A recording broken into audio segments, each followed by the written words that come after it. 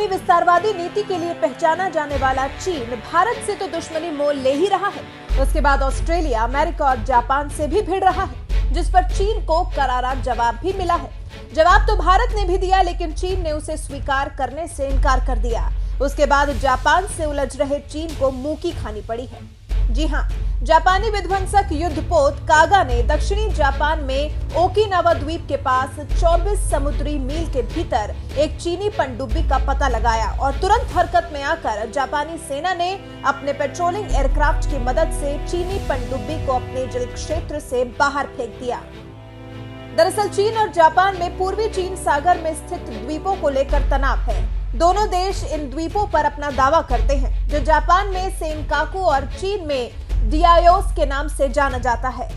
इन द्वीपों की देखरेख साल 1972 से जापान के हाथ में है। वहीं चीन का कहना है कि ये द्वीप उसके अधिकार क्षेत्र में आते हैं, इसलिए जापान को इस जगह से अपना दावा छोड़ देना चाहिए।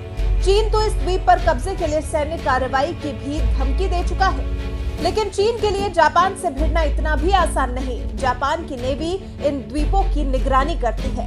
मतलब साफ है कि अगर चीन इन द्वीपों पर कब्जा करने की कोशिश करता है तो निश्चित तौर पर उसे जापान से युद्ध करना होगा।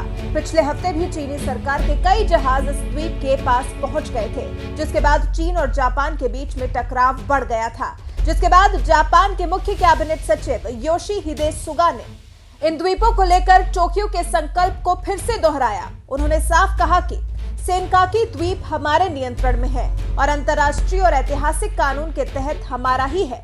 जापान ने साफ कर दिया है कि अगर चीन कोई हरकत करता है तो उसे इसका माकूल जवाब दिया जाएगा। इस बीच अमेरिका ने पहली बार 11 न्यूक्लियर कैरियर स्ट्राइक ग्रुप में से 3 को एक साथ प्रशांत महासागर में तैनात कर दिया है। माना जा रहा है कि कोरोना वायरस की वजह से चीन के साथ जिस तरह से अमेरिका का तनाव बढ़ा है और फिर साउथ चाइना सी को लेकर भी अमेरिका और चीन के बीच में गतिरोध है, उसी को ध्यान में रखते हुए अमेरिका ने ये तैनाती की है।